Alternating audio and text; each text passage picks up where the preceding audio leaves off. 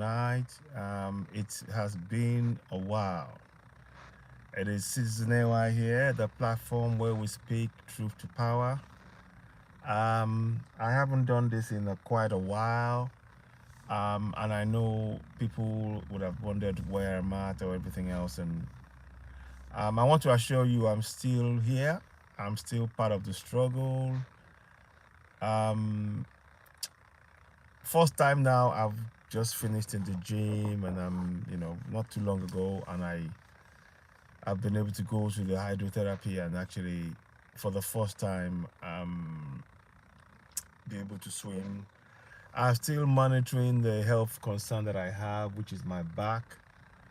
The back has been a major problem because I overdid it some time ago, like I said. So, but it's much better.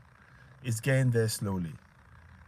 So, what I'm doing now is just catching up with everybody and just saying hello, how are you doing? How's things? And I wanted to just say one or two things about what is going on in Contraption Nigeria as well. I may not stay too long. I'm gonna just inch my way into this slowly.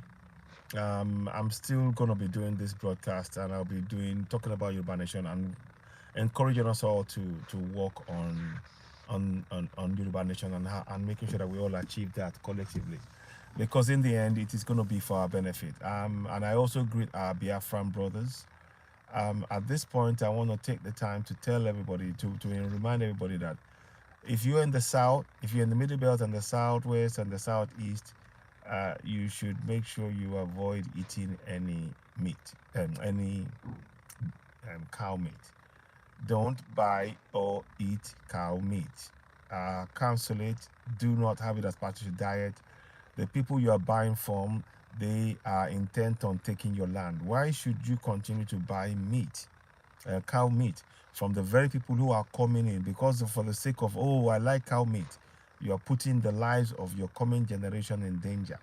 Stop eating cow meat. Stop.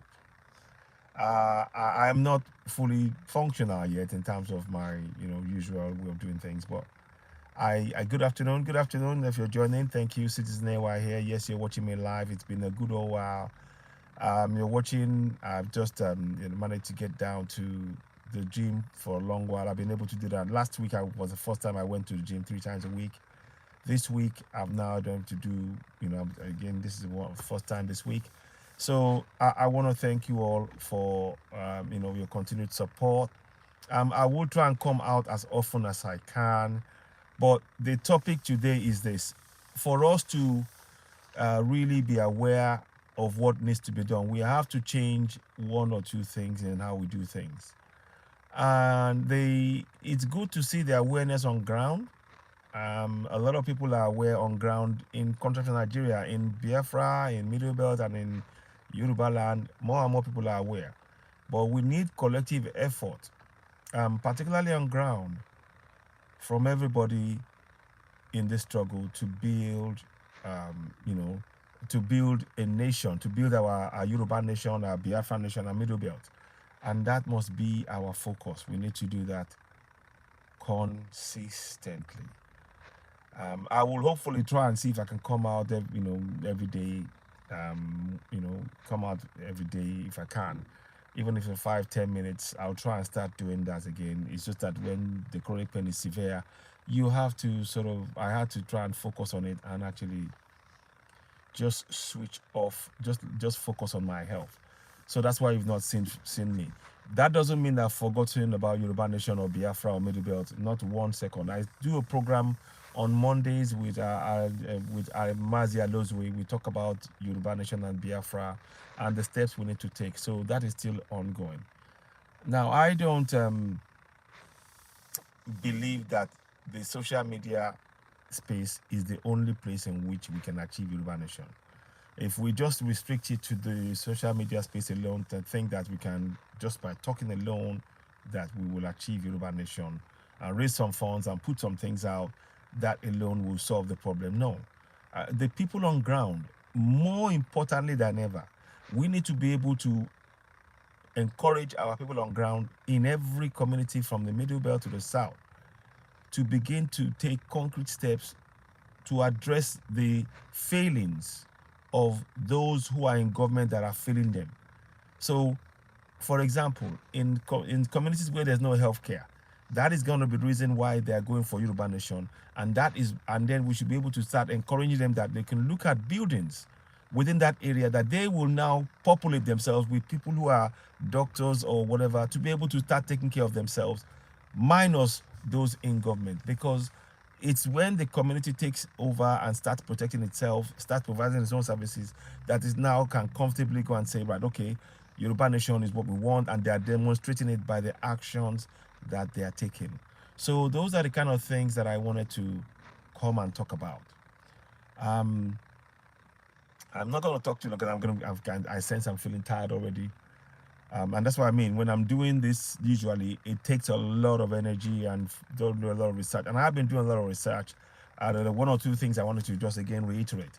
I think what we need to do is we need the struggle will not be achieved from just us, people who are in the struggle, talking among ourselves. We have to reach into our communities. Can you notice now what they did with Oloye Sunday Igboho? They actually have now rescinded the award to him, the 20 billion naira awarded for the damage to his house. And yet the likes of Abakari they've thrown the case out. So Abakari now will not be extradited to United States, because they say he has no case to answer and all this, and they'll protect him. So that tells us that those of you that are supporting One Nigeria, I need to ask you a question. If you say you support One Nigeria, please explain to us why One Nigeria has failed to put a border between Niger and Nigeria, and between Chad and Nigeria. So you can clearly see that when you are shouting One Nigeria, you are shouting One Nigeria to convince people like me, Yoruba Nation, people who are Yoruba Nation, supporters, to support your One Nigeria, when clearly One Nigeria is all about allowing Fulanis from the Sahel, from Guinea, from Gambia, from wherever, to come into contraption Nigeria. The borders are not secure in the north, yet they do not allow our brothers from Benin Republic to be able to come in freely. Their borders are tight in the south, but the borders in the north are open. That is not One Nigeria. That is not One Nigeria. And it is important to state that. I'll try and come back and be doing broadcasting on a daily basis if I can, and hopefully I will build that up. It's just that I've that chronic pain. I'm still in it. It's getting better, but I had to try and just focus on my health for starters, so that we can actually be able to, so I can begin to get a sense of myself again. Now, I want to also, I want to mention this. In the ODTVI movement, there has been some suggestion about making donations to support the rally. So that is currently ongoing. I'm going to look at things, and I'll be in touch. I'll tell people about it, make sure people are aware. And that's a very good suggestion. So we'll be working on that. So I'm trying to come back in slowly into things and give updates on what's going on. And those funds that they raise for the supporting the upcoming rally that's yet to be announced, those funds will be made available, as every single penny will be going towards that. Whatever amount is raised, guaranteed, is going to go towards that. We're not going to hold back on that. We will make sure those funds go to those things that are done. And you will see us do it as and when we do it. It's not going to be a question of somebody just coming in and saying this and that. We're going to make sure that it goes towards the funds, central fund, whereby we can actually see those funds being used to support the rally, the Yoruba Nation rally. There is a lot of work for us all to do. Again, in every community, the community now can no longer trust those in government for their well-being. Every community must provide their own safety and security. That is what is very important to state here. Another thing I wanted to state is that Yeah, I will. Like I said, I will be trying to be doing a broadcast on a daily basis. So hopefully, please, if you're seeing this broadcast, help us share it. I know I've not been online for a while. I have not for 1 second left the movement in terms of Yoruba Nation. I am 100% for it. But if we have health issues, it is best to focus on that and make sure I deal with that. I'm still not right, but I'm trying to come in, grow slowly. I'm hopefully I can build that up and be more participatory in it. But I do come up with suggestions and leave comments now and then as to what we can do. One of the things that we must do is encourage everybody at home, everybody on ground, to know that they have the power to change their situation. You have the power and you have the community spirit to be able to change your situation. And it is by working together in each of the communities. I'm talking specifically about Middle Belt, Yorubas, and Igbos. In our communities, we need to encourage our people to begin to provide their own safety and security. Our people must provide our own safety and security. We cannot wait around. You cannot trust anybody in government. Any of those people who are telling you, yes, support one Nigeria, ask them this question. If they are telling you to support one Nigeria, why is it that the borders in the north, the borders between Niger and Nigeria, the borders between Chad and Nigeria are open? If you are telling us to support one Nigeria, fine. But please explain to us, why is it that the border, the federal government of Nigeria, has refused to enforce the border between Niger and Nigeria, between Chad and Nigeria? As we speak, the anybody, a Fulani man can walk across from the border in Niger or Chad into Nigeria. And the minute he walks into Nigeria, they can vote in any elections. That is what your one Nigeria means. When you're talking about one Nigeria, I don't think many people understand when you're saying, I support one Nigeria, I support one Nigeria. The one Nigeria you support is encouraging, in fact, is encouraging Fulani terrorists to walk into Nigeria. In fact, it's even more than that. The federal government has provided 1.4 billion naira. The federal government of Nigeria has provided 1.4 billion naira to the government of Niger to buy vehicles for Fulanis. Now, when they buy those vehicles, where do you think they are going to go with those vehicles? Bearing in mind that we have no borders. The 1.4 billion naira vehicle, money they give for the Nigeria say they give to support the Niger, they're buying vehicles. That means the terrorists are going to use vehicles to drive into Nigeria, nobody stopping them. That is what you're supporting when you say you support one Nigeria. And I need you to answer this question also.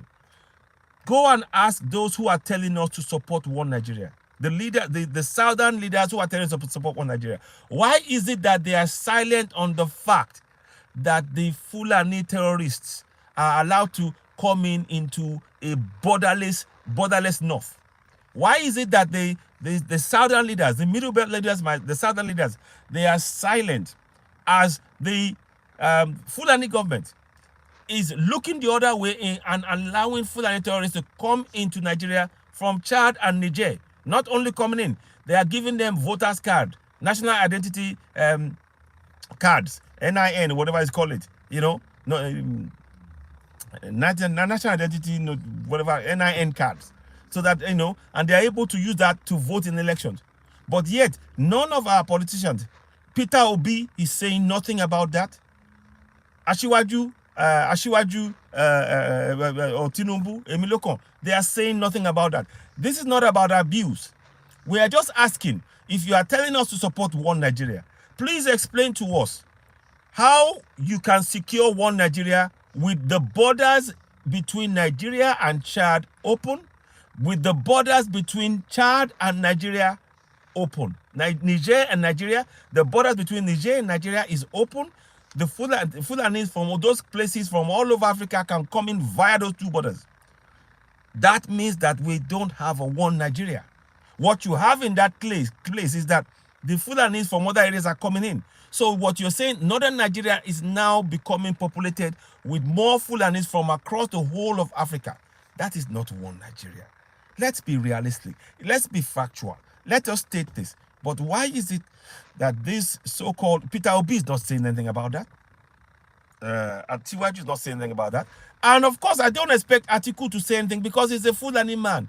And their part, APC and PDP, have an agenda to ensure that the Fulani is going to be in control of that contraption you call Nigeria. And it is not contraption Nigeria. You might as well call it what it is. Because if you have a borderless border between Niger and Chad, they might as well call it Nigeria, Chad, Niger, Chad, Nigeria nation. Call it that. So we all know. Because this trickery, fooling us, telling us that we are one Nigeria, when the borders in the south are closed, when the borders between Benin Republic and Nigeria is closed, and the other side, I think, is Cameroon and others, that they're closed. And then the borders in the north are open, allowing Fulani terrorists who are coming. They are all over our land. The government is giving them guns. The government is funding the terrorists, giving them equipment, giving them guns, giving them, allowing them to go and raid our military bases, take away guns to come and kill Middle Beltans and Southerners, the indigenous people. So I'm here to ask that question. We need to ask Peter Obi, what is his stand on the fact that the borders in the North and Middle Belt are open as we speak? And what impact will that border being open, what is the likely impact of that on any elections, including the one he is telling us to go and vote? Because if your borders are not secure, it means that anybody from Niger, from Chad, from Mali, from Gambia, from Senegal, from any Fulani person can come into that border, come into Nigeria via those borders between Niger and Chad and Nigeria, and they can come and they can vote. Because they are speaking Fulfulde, they will be allowed to vote. They will not be still told they can't. Whereas, and what does he have to say about the fact that the Ahmed Wase would not allow a thief person, Magbila, a man, to table a motion to talk about the displacement of thief people by Fulani terrorists? So those are the kind of things. If you're going to talk about one Nigeria should mean that we, the indigenous people, our rights are protected and guaranteed. It isn't. So we are not one. If you are going to talk about one Nigeria with the rights of the indigenous people not protected, that means that the people, if you are a Middle Belt, a Yoruba and Igbo, and you're supporting one Nigeria, you need to understand that one Nigeria has an open border between Niger and Nigeria, between Chad and Nigeria. And that border being open is a threat to indigenous people, because the people, it is a deliberate plan by the federal government, the Fulani federal government, to allow Fulanis to drive. They've given them 1.4 billion naira to Niger government. They're buying them vehicles to drive into Nigeria and claim to be citizens and vote in elections. So when you are talking about, already they told you, they've already given you, the INEC now have given you a result. They said of the 90, there's about 90 million people who have registered to vote. Of the 90 million, they're telling us that 50 million come from the north. Now, we know that in the north it's a desert area. There is no way they have 50 million. The only way they can have 50 million is by bringing in Niger, Chad, Gambia, Senegal, Mali, the Sahel, Mauritania, Mauritius, where to come into contract to Nigeria via the north, via the borders that they've deliberately left open. So the likes of Peter Obi need to explain to us how he can tell us to go and vote in an election where the terrorists, the foreigners, are allowed to vote. How is he? What elections is he talking about? He's not going to win any election. He cannot. And I told you again, INEC is not independent. And INEC are the ones registering foreigners. INEC are registering Niger, Chad, Mali, Mauritania, Mauritius, Gambia, Senegal, registering Fulanese. They are registering them as Nigerians. INEC. Via Pantami. They are registering foreigners. And they are now telling us that they've swollen the numbers in the north to say there are 50 million. They cannot be. There's a desert area. The area with more population is going to be tropical area where we are, where the forest areas. Because where are they going to say you are going to be in the sun in the desert? 50 million. It's a lie. It's a blatant lie. Ladies and gentlemen, I am tired now. I want to carry on. I wish I could say much more, but I want to say above all, we must protect ourselves in our community. That must be our focus. We haven't got time for arguing among ourselves. Those arguments that I've seen between various groups and everything, talking about, this and that said, this and that said, that and that said. We haven't got time for that. We need to focus our energy on securing the lives of our community. As Middle Beltans, as Igbos, as Yorubas, that must be our focus. I'm tired, I didn't realize. So, now, what I will say, before I go on, before I crack on again, I'm going to just do this again. Sorry. So what I want to say above, thank you, Ola, thank you very much. So what I want to say, and please do share this broadcast. What I want to say is that our focus as Yorubas, as Igbos, as Middle Belt, must be to encourage our people to protect themselves. We want Yoruba. The people who are telling us to support one Nigeria, they have no answer to the borders being open in the north. The people telling us to support one Nigeria, when you ask them a question about the borders being open in Niger, between Niger and Nigeria,